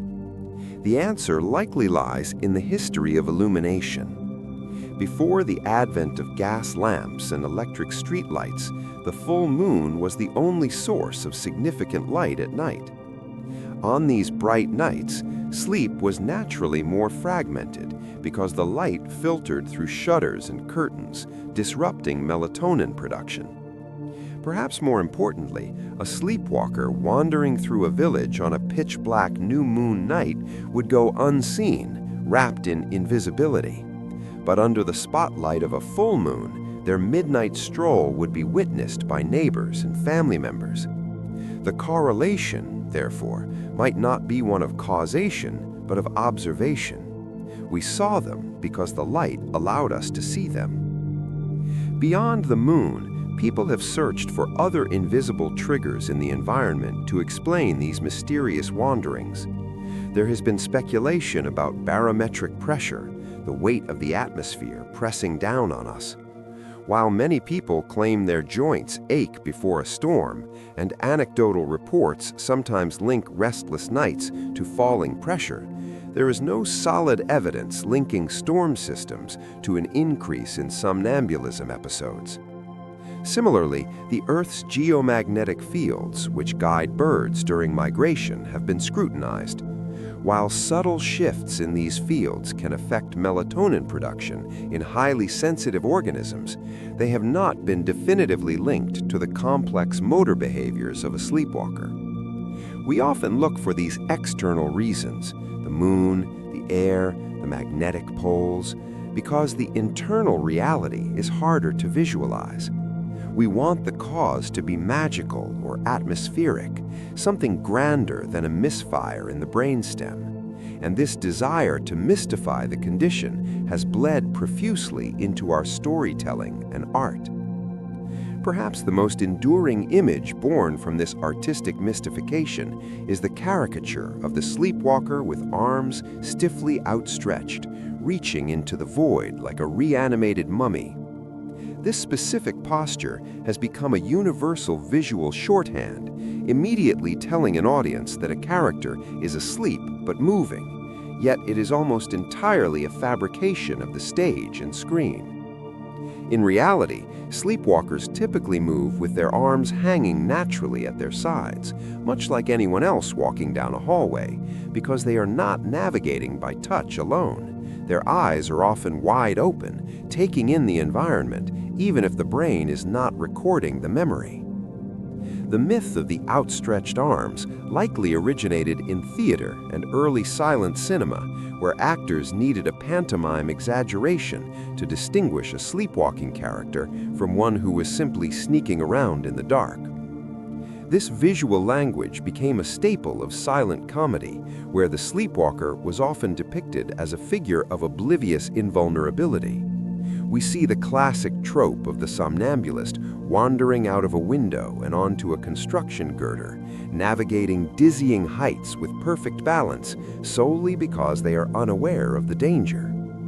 The joke in these early films lay in the irony that consciousness creates fear, and fear causes clumsiness, so the unconscious sleepwalker remains perfectly safe as long as they do not wake up. However, cinema soon found a darker side to the condition. In the realm of horror, specifically in masterpieces like The Cabinet of Dr. Caligari, the sleepwalker represents the ultimate loss of agency. Here, the terror is not that the sleeper might fall, but that they might be directed by another force, acting as an automaton without moral responsibility. This loss of control is what makes the phenomenon so unsettling to watch, creating a dissonance between the clumsy, cartoonish sleepwalker we expect and the often startlingly agile reality. While cartoons depict sleepwalkers bumping into walls or walking off cliffs, real clinical cases involve complex motor skills, from unlocking deadbolts to rearranging furniture with surprising precision. This strange capability in the dark leads me to wonder about your own relationship with the night hours. When you settle in for these stories, do you find the atmosphere of the night frightening, or do you find the solitude comforting? And regarding your sleep environment, do you prefer absolute pitch-black darkness to rest your mind, or do you keep a small nightlight or the glow of street lamps nearby for a sense of orientation? Our cultural fascination often favors the dramatic over the mundane, ignoring the fact that the vast majority of sleepwalking episodes are quiet, eventless, and safe. Yet the agile sleepwalker remains a potent symbol because it challenges our understanding of what is required to navigate the world. While the image of a person wandering the halls is the most recognizable form of parasomnia, the spectrum of automatic behaviors extends into the most private and complex aspects of human life. This brings us to a distinct and sensitive variation, clinically known as sexsomnia. Unlike standard somnambulism, which might involve mundane tasks like eating or rearranging furniture, this condition involves initiating intimate behaviors while in a state of non-rapid eye movement sleep. For many years, this was a largely misunderstood phenomenon, often hidden due to embarrassment or misdiagnosed, until sleep medicine professionals began to identify it as a specific type of confusional arousal, similar to sleepwalking. It occurs in the same deep delta wave stages of sleep where the brain is supposed to be resting. In these moments, the prefrontal cortex, the specialized part of the brain responsible for social inhibition, logic, complex decision-making, and memory, remains dormant and inactive. However, the central pattern generators in the brainstem, which manage basic instincts and motor functions, flicker to life. The result is a person who is physically active and responsive to touch, yet psychologically absent. It is vital to understand that there is no conscious intent behind these actions. The sleeper is truly asleep, and while their eyes may be open or they may vocalize, the mind is vacant of awareness. Upon waking, the individual typically has total amnesia regarding the event. They rely entirely on the accounts of others to know it happened at all, which creates a profound disconnect between their waking reality and their sleeping actions. This gap can be deeply distressing. Patients often report feelings of significant shame or confusion when confronted with their nocturnal behaviors, especially because the actions during sleep can differ wildly from their waking personality. A person who is shy and reserved in their daily life might act boldly or aggressively while asleep, creating an emotional dissonance that is hard to reconcile. Research indicates that triggers for this specific parasomnia mirror those of general sleepwalking. Extreme fatigue, stress, sleep deprivation, and the consumption of alcohol or certain medications can lower the threshold for these events. It serves as a powerful reminder that sleep is not merely a passive shutdown of the system, but an active, sometimes unpredictable neurological state where the body can operate independently of the self. Just as our primal instincts can hijack the sleeping brain, so too can our modern habits. The sleeping mind utilizes whatever tools are familiar, ingrained, and close at hand. In the past, a sleepwalker might have reached for a door handle or a blanket, but today our hands often reach for something else that sits on almost every nightstand, leading us into a new era of technological automatism. This modern evolution of sleep behavior has been termed sleep texting, a subset of parasomnia that would have been physically impossible just a few decades ago. Because our smartphones have become extensions of our hands, ingrained in our daily muscle memory, the sleeping brain sees them as accessible tools, just as valid as a door handle or a light switch. We memorize the swipe patterns to unlock our screens and the spatial layout of our keyboards so thoroughly that our thumbs can navigate them without visual confirmation or conscious thought. Consequently, sleep specialists now frequently hear reports of individuals waking up to find outgoing messages they have absolutely no memory of composing. Sometimes these nocturnal notes are nothing more than gibberish, a chaotic string of letters and symbols caused by the erratic motor control of a hand that is technically asleep.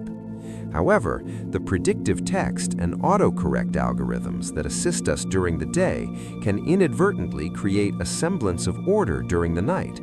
A person might physically key in a random sequence while dreaming, and the software corrects the clumsy keystrokes into real words, resulting in sent messages that are grammatically correct but contextually bizarre, leaving recipients to wonder why their friend is texting about blue umbrellas or urgent meetings at 4 in the morning. The proximity of our technology plays a significant role in triggering this phenomenon.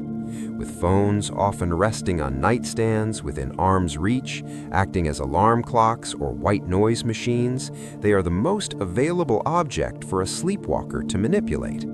The illuminated screen acts as a beacon for the semi-conscious mind, drawing interaction in the dark. There are even documented instances of sleep posting on social media, where the barrier to entry is just a fingerprint and a tap. It serves as a humorous but fascinating reminder of how automatic our relationship with technology has become, deeply embedding itself into our subconscious routines. Have you ever woken up to find you sent a message you don't remember writing? Or perhaps found your phone in a different place than where you left it? These small digital wanderings highlight the complexity of the sleeping brain, which is capable of performing learned tasks even when the self is effectively offline. It shows that the parts of our brain responsible for language and motor skills can flicker to life while our judgment centers remain dormant. But as complex as human sleep behaviors can be, involving technology and language, we are certainly not the only creatures who remain active while resting. To understand the true biological depth of sleep movement, we must look away from our glowing screens and turn our attention toward the animal kingdom, where the line between waking survival and sleeping rest is often blurred in remarkable ways. Most of us have witnessed the endearing spectacle of a family pet deep in slumber, chasing an invisible rabbit in a grassy field that exists only in their mind.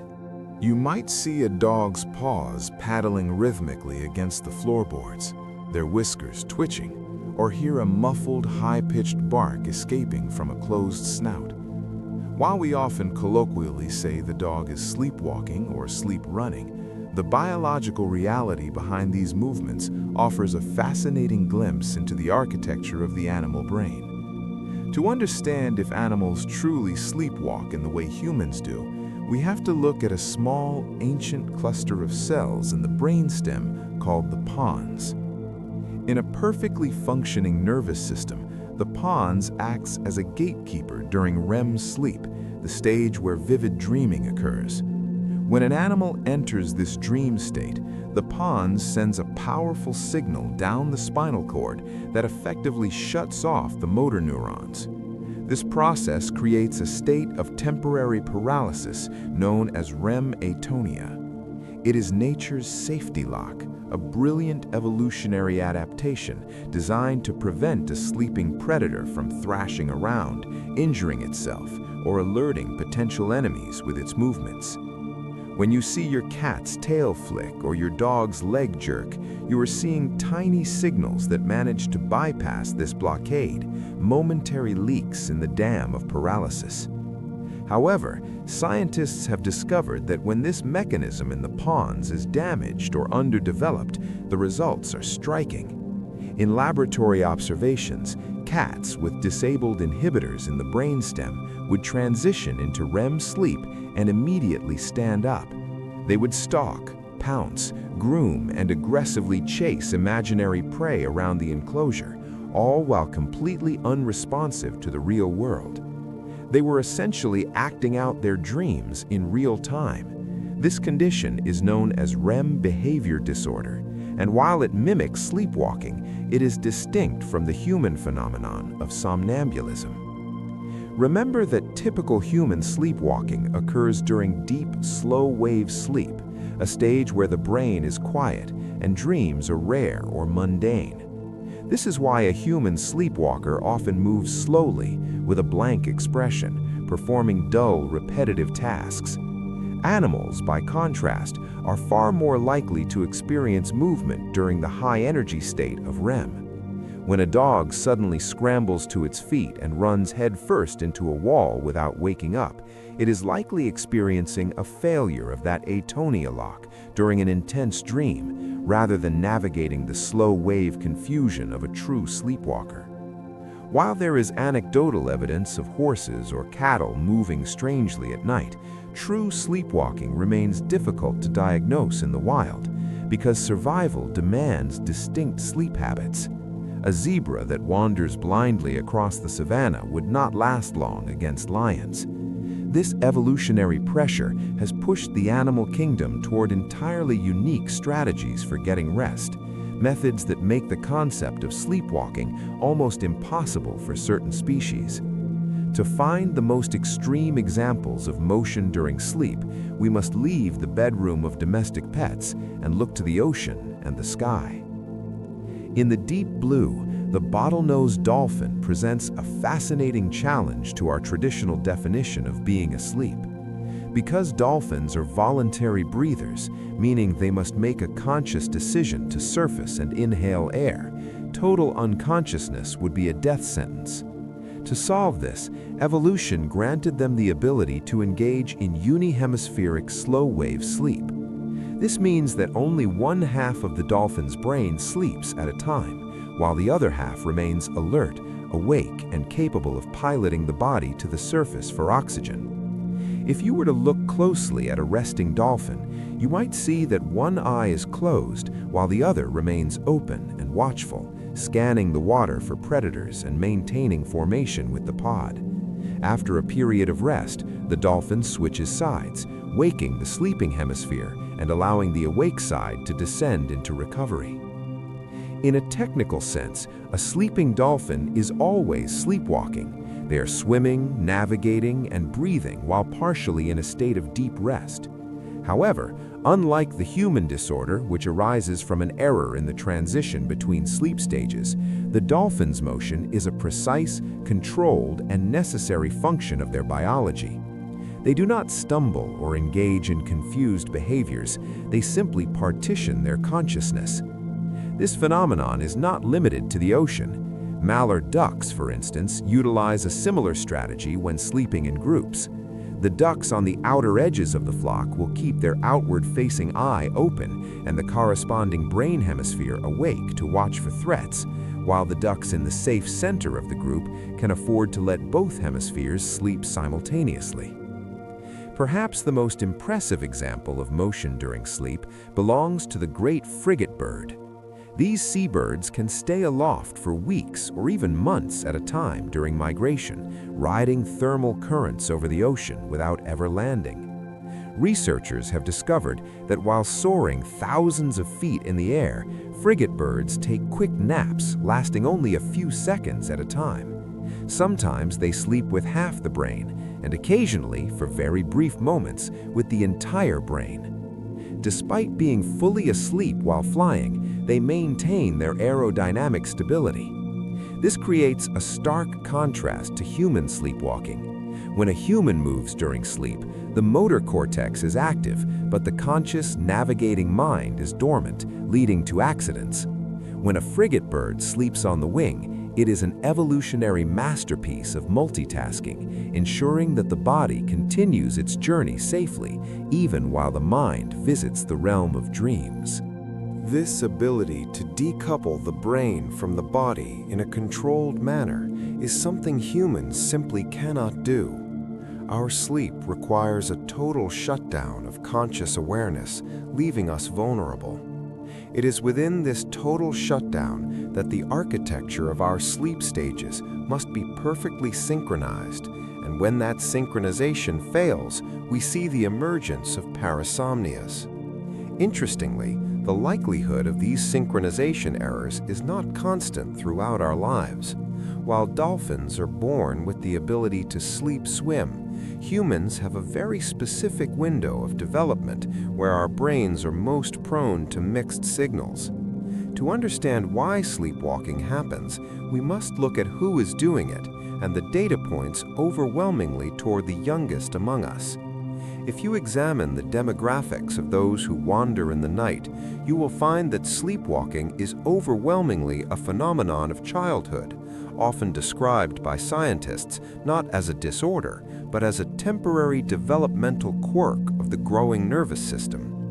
Statistics suggest that up to 17% of children will sleepwalk at least once, usually peaking between the ages of 8 and 12, and this high prevalence is directly linked to the physical maturity of the brain itself.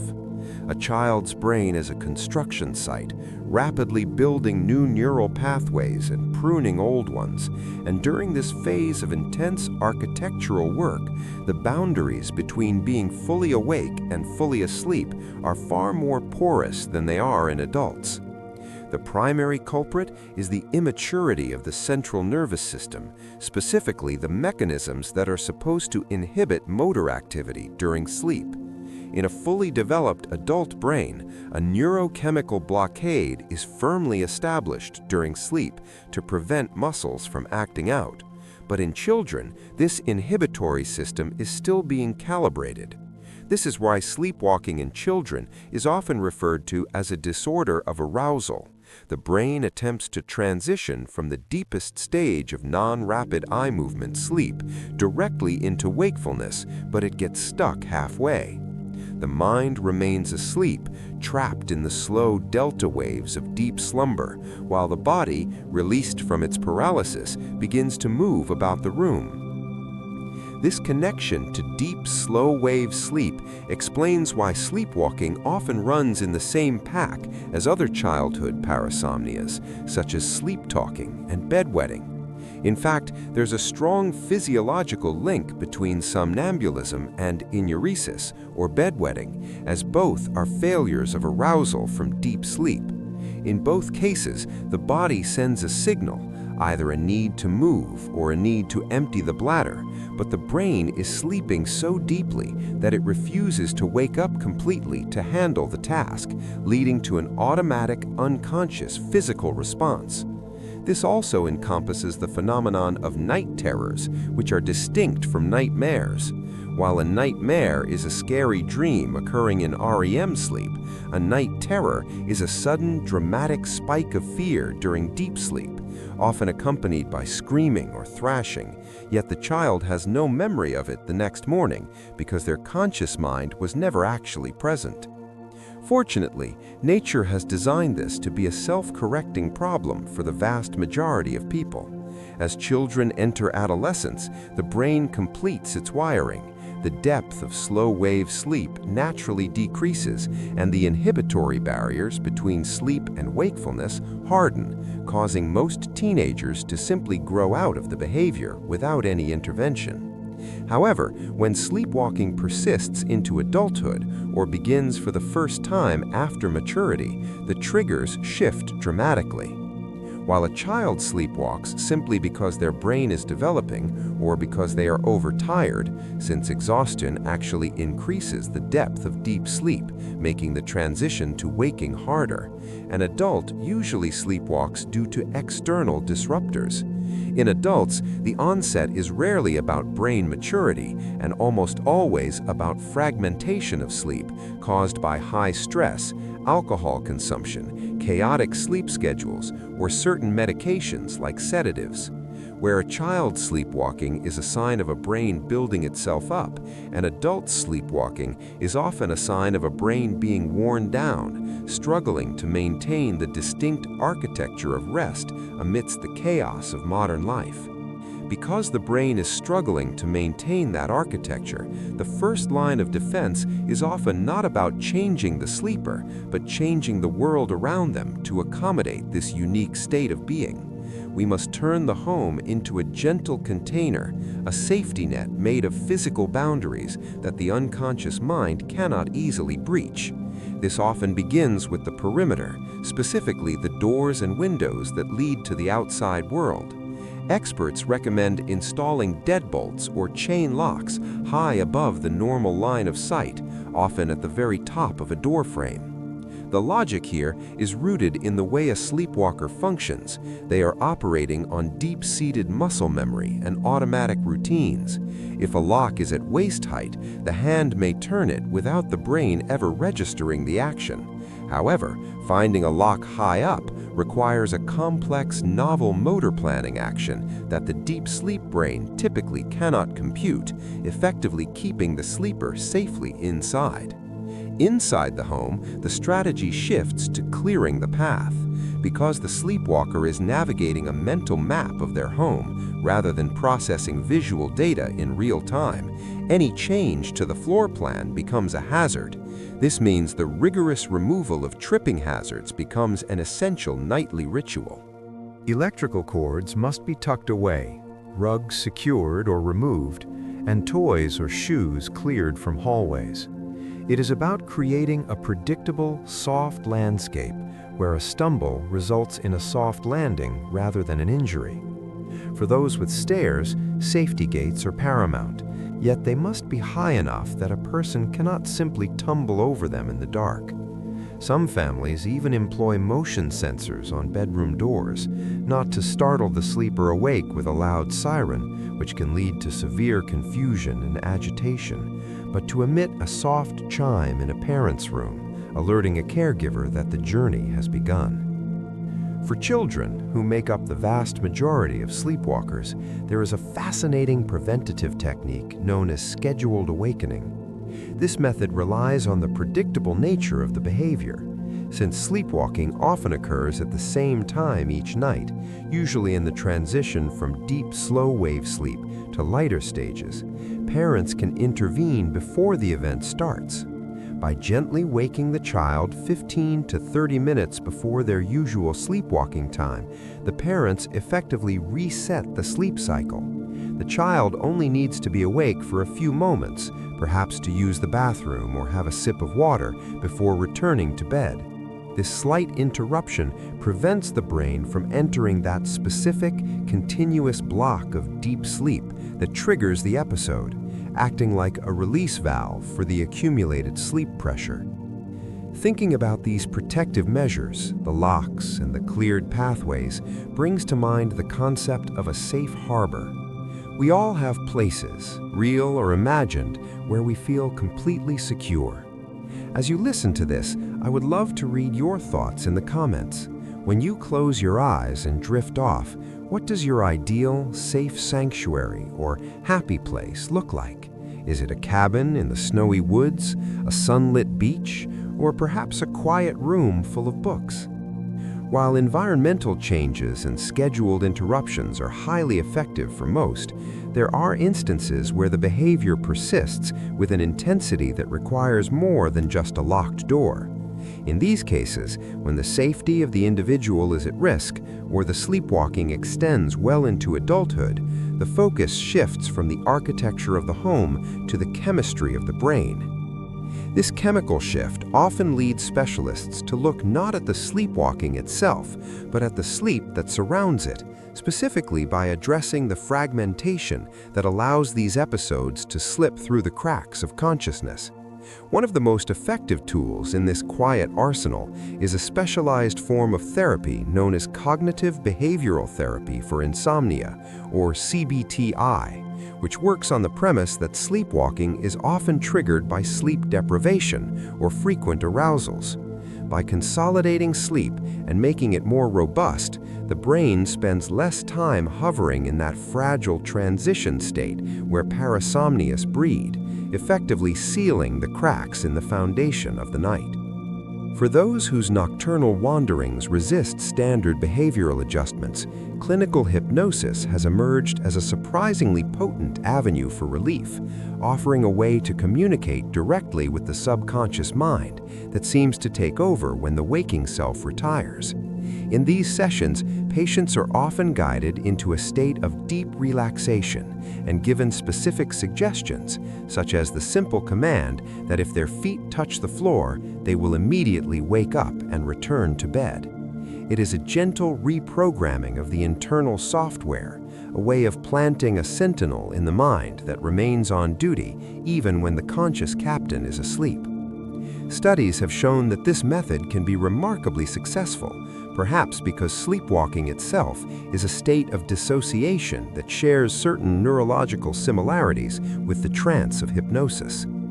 When the mind cannot be persuaded by suggestion alone, or when the risk of injury becomes too significant to ignore, medicine steps in to alter the architecture of sleep itself. Doctors may prescribe benzodiazepines or certain antidepressants, not necessarily to sedate the patient, but to suppress the deepest stage of slow-wave sleep entirely. Since sleepwalking creates its theater almost exclusively in the N3 stage of deep sleep, reducing the time the brain spends in this zone effectively removes the stage upon which the sleepwalker acts. However, this is often considered a last resort, a trade-off that sacrifices the restorative power of deep sleep to ensure physical safety, acknowledging that the chemistry of the brain is a delicate balance that is easily tipped. Yet, as we attempt to manage, medicate, and modify this phenomenon, we eventually run up against a limit where biology ends and a deeper mystery begins. The fact that we can walk, eat, and navigate the world without a shred of awareness forces us to confront the philosophy of consciousness itself. It challenges our assumption that we are the sole authors of our actions, suggesting instead that the waking I is just one tenant in a much larger, more complex house. This phenomenon brings us face to face with the ancient philosophical concept of the ghost in the machine, acting as a living example of a body functioning without its usual captain. When we observe a somnambulist, we are witnessing the machinery of the biological vessel operating with startling competence, yet the pilot has essentially left the cockpit, leaving the controls to a highly sophisticated autopilot. This creates a profound dissociation between agency, the conscious feeling of deciding to do something, and the action itself, suggesting that the two are not as inextricably linked as we might believe during our waking hours. It is a humbling realization that the self we identify with is not actually required for the body to perform complex navigational tasks. The brain creates a distinction between the will to move and the movement itself. In a sleepwalking episode, the neural pathways responsible for planning and logic, primarily housed in the prefrontal cortex, remain dormant and unresponsive. Yet the motor cortices and the cerebellum, which stores our muscle memory and physical coordination, are firing with near-waking intensity. This separation implies that consciousness is not a continuous stream necessary for all behavior, but perhaps more like a spotlight that illuminates only what is necessary, flickering off while the machinery continues to hum in the background. Consider how often this separation occurs in your daily life, even when you are fully awake.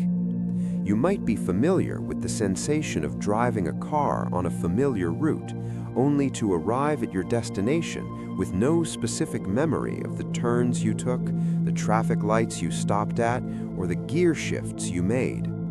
This highway hypnosis is a waking version of the same automatic processing that occurs during sleepwalking. Your conscious mind was elsewhere, perhaps thinking about the past or the future, while your brain's automatic systems handled the complex physics of operating a vehicle with perfect precision. I wonder if you have ever experienced that strange sensation of arriving in a room without remembering the walk there, or completing a routine task like brushing your teeth while your mind was miles away. It is a gentle reminder of how much of our existence runs on this quiet, efficient autopilot. Sleepwalking is simply this automatic system engaging without the check and balance of the conscious mind. It frames the human brain not just as a single thinking entity, but as a layered hierarchy of systems.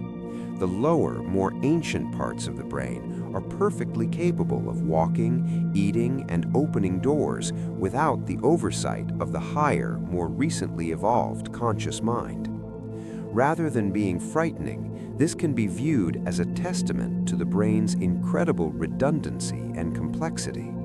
It means that deep within us, there are layers of intelligence that know how to interact with the physical world intimately, independent of our constant supervision. It suggests that the body has its own form of knowledge, a silent wisdom of movement and space that exists below the surface of our awareness, ready to take over when the conscious mind needs to rest, proving that even in our deepest sleep, the intricate dance of neurons never truly stops.